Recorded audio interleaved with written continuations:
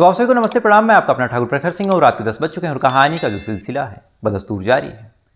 आज की कहानी शुरू करूं उससे पहले आप लोगों के कई कमेंट्स आते हैं और इस कमेंट का जवाब कायदे से आज देना ज़्यादा ज़रूरी है कि अगर वीडियोज़ में यानी जो कहानी मैं सुनाता हूँ उन कहानियों के बीच में अगर कभी कातिल की फ़ोटो दिखा दें या फिर उस क्राइम सीन की कुछ फ़ोटोज़ दिखा दें, साथ ही जो पीड़िता है अगर उसकी फ़ोटो दिखा दें या फिर जिसका कत्ल हुआ उसकी फ़ोटो दिखा दें, तो कहानी जो है बड़ी इंटरेस्टिंग हो जाएगी, देखने का भी मज़ा आएगा। साथ ही लोग वीडियो को बीच में छोड़ेंगे नहीं, तो उससे मेरा फ़ायदा होगा। अब ये तमाम चीज़ें आप लोग कहते हैं और सजेशन भी एकदम सही है कि फ़ायदा ही फ़ायदा है, तो फिर हम लोग करते क्यों नहीं? चाहे मैं हूँ, चाहे कोई बहुत बड़ा क्राइम रिपोर्टर हो, लगभग यही होता है कि वीडियो के बीच में हम किसी भी कातिल का चेहरा नहीं दिखाते। कुछ लोग होते हैं हालांकि दिखा देते हैं, लेकिन ज़्यादातर लोग नहीं दिखाते। तो उसके पीछे वजह क्या है? तो इसके पीछे सीधा सीधा एक ही मतलब है कि हमारा जो भारत का संविधान है उस हिसाब से अगर किसी शख्स के ऊपर कोई अपराध का चार्ज लगा है, यानी लोग कह रहे हैं कि इसने अपराध किया है, पुलिस भी जांच पड़ताल कर रही, क्राइम सीन पे वो पकड़ा भी गया है, सारे सबूत उसके खिलाफ हैं, दुनिया जान रही कि वो अपराधी है। लेकिन ऐसे सूरत हाल में भी जो हमारे देश का कानून है, जो हमारे देश का संविधान है, कि जब तक वो शख्स कोर्ट से सज़ा ना पा जाए, तो ऐसे सूरत हाल में वो मुजरिम ना होके मुलजिम होता है, यानी उसका मामला विचाराधीन है और वो अभी तक वो दोषी नहीं है। और जब तक वो शख्स दोषी नहीं है तब तक उसका संवैधानिक अधिकार है कि वो अपना नाम, अपना पहचान, अपनी आइडेंटिटी को गुप्त रखे। और किसी भी व्यक्ति को ये अधिकार नहीं कि उसके नाम, उसकी पहचान या फिर उसकी तस्वीर को उजागर करे, क्योंकि हो सकता है कि कुछ दिन बाद वो कोर्ट से बरी हो जाए। तो ऐसे मामलों में फिर मानहानि का एक मामला बनता है। तो देश संविधान से चलता है, अगर किसी इंसान के पास उसका संवैधानिक अधिकार है तो हम सबको उसका सम्मान करना चाहिए। इसी वजह से किसी भी वीडियो में हम लोग नाम पहचान भले बता दें, लेकिन तस्वीर नहीं दिखाते, क्योंकि आदमी नाम भूल सकता है, पहचान भूल सकता है, लेकिन अगर शकल आप लोगों ने एक बार देख ली तो कभी भी सामने पड़ेगा तो लगभग आप लोगों को याद आ जाएगा। तो सामने वाले शख्स के लिए वो चीज़ सही नहीं है। अब ये तमाम चीज़ें आज आपको इसलिए बता रहा हूँ क्योंकि आज की कहानी एक ऐसी कहानी है जिस कहानी में जो कातिल है, जो मुजरिम है, उसके नाम, उसकी पहचान को बताना चाहता हूँ। तमाम चीज़ें जानकारी में है, लेकिन संवैधानिक अधिकार उस शख्स का आज ऐसा पड़ गया है कि चाह कर भी ना उसका नाम ले सकता हूँ, ना ही उसके बारे में ज़्यादा बता सकता हूँ। पूरी कहानी आपको घुमा घुमा के अलग अलग नामों से सुनानी पड़ेगी। तो आज की कहानी में नाम नहीं लेना था, इसलिए मुझे लगा कि इस संवैधानिक अधिकार के बारे में आपको बता दूँ, ताकि इससे भी आप लोगों का थोड़ा सा ज्ञानवर्धन हो। ये तो रही एक औपचारिक बात। अब सीधा सीधा कहानी का रुख करते हैं। और इस कहानी के बारे में बस इतना कहूँगा कि आमतौर पर जब कोई मामला होता है, कोई कत्ल होता है, तो हम लोगों के जहन में एक चीज़ आती है कि देखो सामने वाला लालच में था, सामने वाला हवस में था, इस वजह से आज अपनी जान से इसने हाथ धो दिया। लेकिन आज की कहानी एक ऐसी कहानी है जिस कहानी में जो मरने वाला है उसको अभी तक ये भी नहीं पता कि वो मरा क्यों। यानी जिसने कत्ल किया, कत्ल करने की ना कोई ज़्यादा ठोस वजह थी, ना ही जिसका कत्ल हुआ उसकी कोई गलती थी। गलती भी कातिल की और कत्ल भी उसने कर दिया, यानी मरने वाला पूरी तरह निर्दोष। तो सीधा सीधा इस कहानी का रुख करते हैं। और इस कहानी की जो शुरुआत होती है वो होती है उत्तर प्रदेश से। उत्तर प्रदेश का एक शहर सिद्धार्थनगर, और इसी सिद्धार्थनगर में एक कोतवाली आती है, बांसी कोतवाली। और इसी बांसी कोतवाली में एक गांव है, भड़ही गांव। और इसी भड़ही गांव में एक परिवार रहा करता था। परिवार में एक बुजुर्ग महिला जिसका नाम कोयली, उसके बच्चों की भी शादी हो चुकी थी, तो बच्चों के भी बच्चे हो चुके थे। अब एक महिला, उसके बच्चे और उनके भी बच्चे, कायदे से भरा पूरा परिवार था। लेकिन इधर जैसे वक्त गुजर रहा था, समय धीरे धीरे आगे बढ़ रहा था, तो कहीं ना कहीं अब महंगाई जो ज़माने के हिसाब से बढ़ती जा रही थी। तो फिर परिवार में बाकी जो लोग थे उनको लगा कि अब बच्चे भी हो गए हैं, उनकी परवरिश करना, अपनी बीवी के खर्चे को उठाना, अपने परिवार को आगे बढ़ाना, कायदे से गांव में रह के ये चीज़ें पॉसिबल नहीं। लिहाजा अभी तक कायदे से जो कोयली थी उसका भी हाथ पांव सही सलामत था। साथ ही जो सबसे बड़ी बेटी थी इन लोगों की, वो भी लगभग 15-16 साल की हो चुकी थी, तो घर के काम में वो भी हाथ बटा देती थी।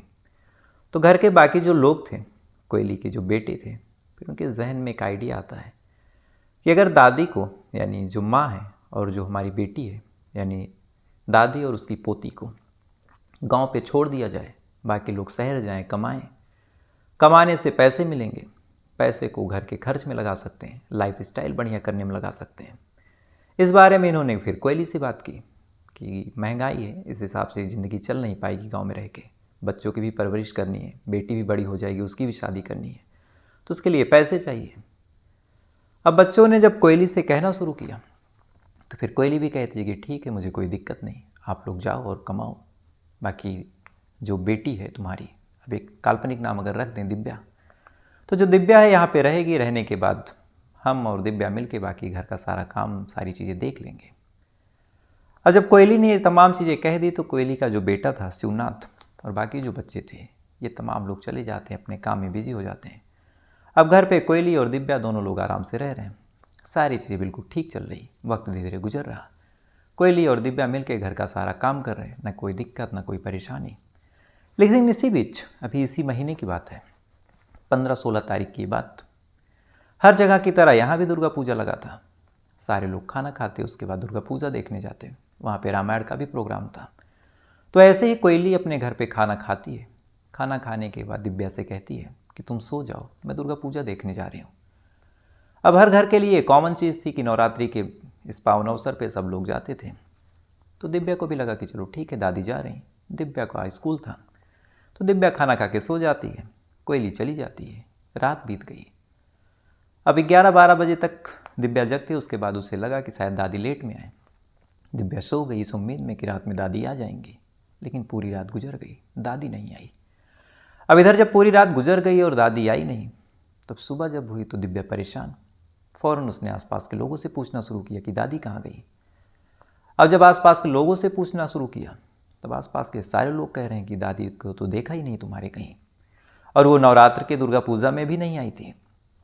अब इतना सुनने के बाद वो 15-16 साल की लड़की बदहवास इधर उधर भटक रही, अपने दादी को खोज रही। इधर गांव वाले भी जब सुनते हैं तो वो भी परेशान, वो भी अब कोयली को खोज रहे हैं। पूरा दिन गुजर गया और इधर कोयली का कुछ भी पता ना चला। अब जब कोयली का पता ना चला तो गांव वाले भी परेशान, इधर दिव्या भी परेशान। इसी बीच दिव्या के पिता का फ़ोन आया। पिता सामने से पूछते हैं कि दादी कहाँ है। दिव्या एकदम रुआसी सी अपने पिता को बताती है कि दादी कल रात से ही दुर्गा पूजा देखने गई थी, लेकिन अभी तक लौट के नहीं आई। मैं और बाकी के सारे लोग, गांव के जितने भी लोग हैं, सारे लोग खोज रहे हैं, लेकिन दादी का कुछ भी पता नहीं। अब पिता जब ये बात सुनता है, बेचारा वो भी परेशान, भागा भागा वो गांव पे आता है। आने के बाद वो भी इधर उधर खोजता है। पूरा एक दिन और गुजर गया, लेकिन दिव्या का कहीं से लेके कहीं तक, यानी दिव्या की जो दादी थी कोयली, कुछ भी पता नहीं चलता। अब जब 1-2 दिन गुजर गए और कोयली का कहीं कुछ पता नहीं चला, आसपास के लोगों में भी हड़कंप मच गया कि कोयली कहीं गायब हो गई। तरह तरह की बातें होने लगी। लिहाजा फिर जो शिवनाथ था, यानी कोयली का बेटा, जब कुछ समझ नहीं आया, कहीं से कुछ पता नहीं चला, तो फिर ये लोग थाने जाते हैं, शिवनाथ और गांव के बाकी लोग, और दिव्या की दादी यानी कोयली की मिसिंग कंप्लेन दर्ज करवा देते हैं। अब मिसिंग कंप्लेन दर्ज होती है, पुलिस वाले कहते हैं कि जाओ खोज देंगे, लेकिन पुलिस वाले अब ऐसे मामलों में कितनी गंभीरता दिखाएं। कंप्लेन दर्ज हो गए, उसके बाद 1-2 बार आते हैं, पता वता करते हैं, लेकिन जब कोयली का कुछ पता नहीं चला तो पुलिस वाले भी सोचते हैं कि कहीं चली गई होगी, घर में कोई दिक्कत होगी किसी रिश्तेदार के यहाँ, 1-2 दिन में आ जाएगी। पुलिस वालों ने भी मामले को यूं ही दर्ज कर दिया और ऐसे ही छोड़ दिया। इधर परिवार वाले परेशान हैं, खोज रहे हैं। 2-3 दिन और गुजर गया, और इसी बीच 20 तारीख की बात है, यानी 20 अक्टूबर। 20 अक्टूबर को इसी गाँव में एक जगह लगती है, चंवरताल। वहीं पे कुछ किसान सुबह सुबह घूमने जाते हैं। अब सुबह सुबह घूमने जाते हैं, जाने के बाद वहाँ पे अक्सर जाते थे। जाने के बाद उन्हें वहाँ सुकून मिलता था, शांति मिलती थी। लेकिन जब 20 तारीख को ये लोग जाते हैं तो जाने के बाद एक अजीब चीज़ महसूस करते हैं। दरअसल उस चंवरताल के पास एक अजीब सी तेज़ दुर्गंध फैल रही थी। इससे पहले ये दुर्गंध वहाँ थी नहीं, और दुर्गंध ऐसी थी कि मानो सांस लेना दूभर, जैसे कोई जानवर मर गया हो। अब आसपास के लोग जब देखते हैं, खासकर जो किसान वहाँ पे गए थे, तो देखने के बाद अब वहाँ पे ना कोई जानवर मरा है, ना कुछ ऐसा दिखाई दे रहा, तो उन्हें भी बड़ी हैरानी हुई कि आखिर दुर्गंध आ कहाँ से रही। मन में जिज्ञासा हुई। इसके बाद ये किसान लोग जो गए थे, ये तमाम लोग उस दुर्गंध का पीछा करने लगते हैं, यानी ये आ कहाँ से रही, इसका सोर्स कहाँ है। तो जब उस दुर्गंध के पीछे इधर से उधर घूमते हैं तो अचानक से उनकी नज़र थोड़ी दूर पे मिट्टी पे पड़ती है। अब मिट्टी देखने के बाद अजीब सी बात, क्योंकि मिट्टी हर जगह की तरह थी नहीं, ऐसा लग रहा था कि जैसे खोदा गया हो, और दुर्गंध भी उसी मिट्टी के अंदर से। अब ये चीज़ आसपास के लोग देखते हैं तो बड़े हैरान होते हैं कि अगर कोई जानवर मरा है तो कौन ऐसा देवता किस्म का इंसान हो गया कि जानवर को दफन कर दिया, और अगर दफन किया तो बदबू कैसे आ रही, पूरा मामला क्या है। बहरहाल अब मन में जिज्ञासा हुई, फ़ौरन आसपास के और लोग इकट्ठा होते हैं, और इसी जिज्ञासा में उस गड्ढे को खोदा जाता है और जैसे ही गड्ढा खोदा जाता है तो अंदर जो कुछ दिखता है उसे देखने के बाद आसपास के लोग बदहवास हो जाते हैं, क्योंकि अंदर एक सड़ी हुई लाश थी और ये बदबू उसी लाश से आ रही थी। अब जैसे लाश के मिलने की सूचना, फौरन पुलिस को फ़ोन गया। पुलिस भी भागी भागी पहुंची। पहुंचने के बाद पहले तो पुलिस भी परेशान कि लाश तो उन्होंने कई बार देखी, कई बार कत्ल के मामलों की जांच पड़ताल की, लेकिन ऐसा कौन सा कातिल था कि उसने कत्ल भी किया अगर तो लाश को इस कदर दफन कर दी। और कत्ल करने से लेकर दफन करने तक इतनी हिम्मत और इतना वक्त मिला कैसे? आमतौर पर लाश कोई कत्ल करता है, फेंक देता है, लेकिन यहाँ बाकायदा दफन किया गया और इत्मीनान से दफन किया गया ताकि पता भी ना चले। अब पुलिस वाले ये तमाम चीज़ देखते हैं। इसी बीच याद आता है कि एक महिला गायब भी थी और संजोग से ये जो लाश मिली है वो भी महिला की है। तो फौरन जो कोयली का बेटा था शिवनाथ, उसको बुलाया जाता है और कहा जाता है कि आप आइए, एक डेड बॉडी मिली है। शिवनाथ वहाँ पहुँचता है और पहुँचने के बाद फ़ौरन लाश की पहचान करता है और कहता है कि ये डेड बॉडी किसी और की नहीं, मेरी माँ कोयली की है, यानी कोयली का कत्ल हो चुका था। अब पुलिस वाले जब ये चीज़ देखते हैं कि एक महिला जो 5-6 दिन से गायब है, आज उसकी डेड बॉडी मिली, तो पुलिस वाले भी अब हरकत में आते हैं कि अब तक तो मामला गुमशुदगी का था, गायब होने का था। पुलिस वाले हाथ पे हाथ रख के बैठे थे, लेकिन अब यहाँ ये मामला कत्ल का हो चुका और लाश भी दफ। फ़ौरन अब मामले ने तूल पकड़ना शुरू किया। पुलिस वाले भी अब हाथ पाँव मारते हैं। सबसे पहले बॉडी को पोस्टमार्टम के लिए भेजते हैं और फिर आसपास के लोगों से पता करना शुरू करते हैं। शिवनाथ से पूछते हैं कि क्या किसी से दुश्मनी थी, क्या किसी से कोई मामला था, कोई ज़मीन का विवाद, क्या कोई रंजिश थी। तमाम तरीके से पुलिस वाले पूछताछ कर रहे हैं आसपास के लोगों से, लेकिन इत्तेफाक देखिए कि ना कहीं से कोई सबूत मिला, ना ही कोई ऐसा शख्स था जो कोई इस बात को बता सके, ना ही किसी से कोई विवाद था, ना किसी से कोई मैटर था। यानी इस महिला के कत्ल होने की कोई वजह सामने ही नहीं आ रही थी। यानी न झगड़ा, न लड़ाई, न बात, न विवाद, न कोई किसी से मनमुटाव। अब पुलिस वाले इधर जांच पड़ताल कर रहे हैं, सबूत कहीं कुछ मिल नहीं रहा।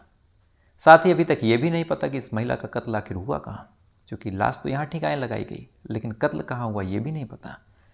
पुलिस वाले जांच पड़ताल करते रहे, छानबीन करते रहे। वक्त धीरे धीरे गुजरता रहा, लेकिन कहीं से भी ना कोई सबूत मिला, ना ही कोई क्लू मिला।